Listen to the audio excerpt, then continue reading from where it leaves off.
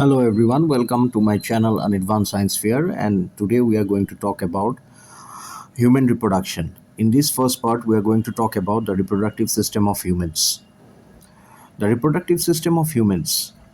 The male and the female reproductive system. The continuity of a species depends on the increase in the population of the species through the process of sexual or asexual reproduction.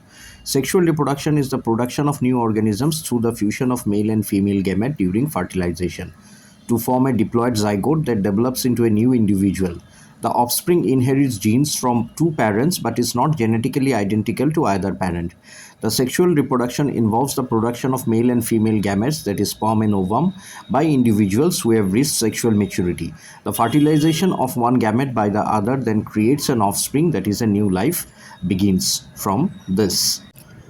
The male and female reproductive systems. Human beings reproduce sexually and are viviparous. In humans, the reproductive phase starts after puberty. It involves gametogenesis, insemination, fertilization, implantation, gestation, and parturition. So we are going to talk about each of these steps one by one in the coming lectures. But first, in this lecture, we are going to try and understand the different reproductive organs which are present in the female reproductive system and the male reproductive system first.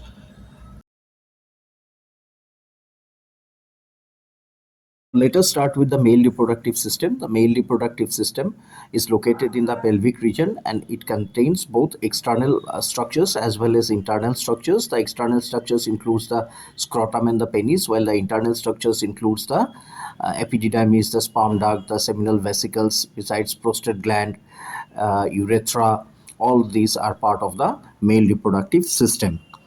Now we are going to understand the male reproductive system in a depth. As I said, it is located in the pelvic region. It consists of a pair of testes, which are the primary sex organ in males. Besides this, accessory glands and ducts and external genitalia is also there. So testes. The testes are situated within the scrotum, which protects the testes and also helps in maintaining the temperature. Each testis is 4 to 5 centimeter in length and 2 to 3 centimeter in width and has about 250 compartments called testicular lobules. And these lobules contain seminiferous tubules, which are the sites of sperm formation. Seminiferous tubules are lined by two types of cells: the male germ cell, which undergoes meiosis to form sperm, and the Sertoli cell, which provides nutrition to the sperm cell. Region outside the seminiferous tubule is called the interstitial space, which contains the Leydig cells or the interstitial cells, and these Leydig cells produce androgens,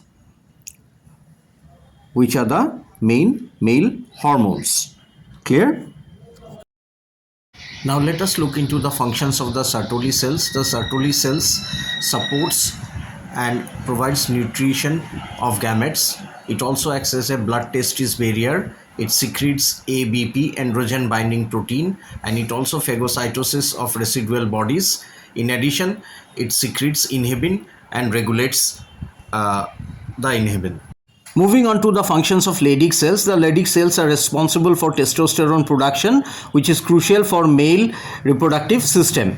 It is also responsible for regulation of spermatogenesis and ensures continuous sperm production. It also helps in the development of male characteristics, which plays a very vital role in puberty. And it also acts by having a feedback mechanism that maintains hormone homeostasis and prevents overproduction. It also helps in the synthesis of androgens in the fetus, that is fundamental step in biological male sex determination. So here we can see the internal structure of the testes. If you look at the diagram, then you will understand the things in a better way. I hope this will help you all. All right. So in this diagram, we can see certain key facts about the testes and the functions of the testes. One more thing which is important to note is that the testes always remain enclosed within the scrotum at a temperature which is lower than the body temperature to protect the sperms. Also the testes develop in the abdominal cavity during the fetal life, but they descend through the inguinal canal during the ninth month of gestation. And sometimes there may be a failure in the descent of the testes, and then this condition is known as cryptochidism, and this condition occurs in many of the individuals at birth, and it can be corrected by a surgery. Now, the accessory ducts and glands are as follows. Accessory ducts includes the rete testes, the vasa efferentia, epididymis, vas deferens.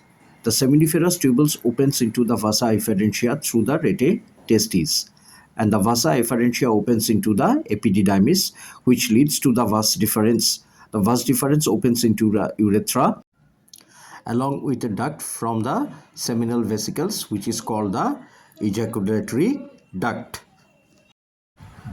So again, in this diagram you all can see the accessory ducts of the testes, which plays a very important role in the development of sperm and its further movement outside the body. The ejaculatory duct stores the sperm and transports them to the outside. The urethra starts from the urinary bladder, extends through the penis and opens via the urethral meatus. The accessory glands include the following: a pair of seminal vesicles, prostate gland, a pair of bulbourethral glands. So here again in this diagram you all can see the accessory glands of the testes and their functions. Alright. The secretions of these accessory glands make up the seminal plasma and provide nutrition and a medium of motility to the sperm. Now let us try and understand what are secreted by these various glands. First we will talk about the seminal vesicles. The seminal vesicles secretes fructose, prostaglandins, proseminogelin and other proteins and enzymes. Fructose provides energy for sperm tail beat and motility. Prostaglandins and other factors optimize sperm swimming ability. Similarly, proseminogelin forms a temporary gel-like plug after ejaculation. These slightly alkaline secretion helps neutralize the acidic vaginal environment. Normally, a human male is able to release on an average about 2 to 5 ml of semen, and the seminal vesicle secretion accounts for 60 to 70% of the total volume. Now, if we come to the secretions of the prostate gland, we find that the key components of the secretion includes PSA, that is prostate specific antigen, citric acid, zinc ions, acid phosphate, polyamines, and various enzymes and proteins. The prostate gland secretion comprises 20 to 30% of the total volume, and all these secretions have different effects. PSA plays a very important role in sperm motility and liquefaction. It liquefies the seminal clot, allowing sperm to swim. Then it also has a pH buffering role, critically important to neutralize the acidic environment of the prostatic urethra and the female tract. Zinc ions provides a protective barrier by acting as an antibacterial defense system. Moreover, polyamines help maintain sperm cell membrane integrity. Next we come to the secretions of the Cowper's glands, which is also known as the bulbourethral gland. And the key components of the secretion includes water. Besides this, mucins and glycoproteins, bicarbonates and other ions are also present in the secretion of the Cowper's gland or the bulbourethral gland. With this we come to the end of the male reproductive system. We have discussed the various organs in the male reproductive system. Hope you all have liked it, and I also hope that it will give you a better understanding of the concepts of the male reproductive system. In the next lecture, we will talk about the female reproductive system and the different organs and glands associated with the female reproductive system. Thank you everybody for watching my video. Please do like, share and subscribe my channel if you like it. Thank you.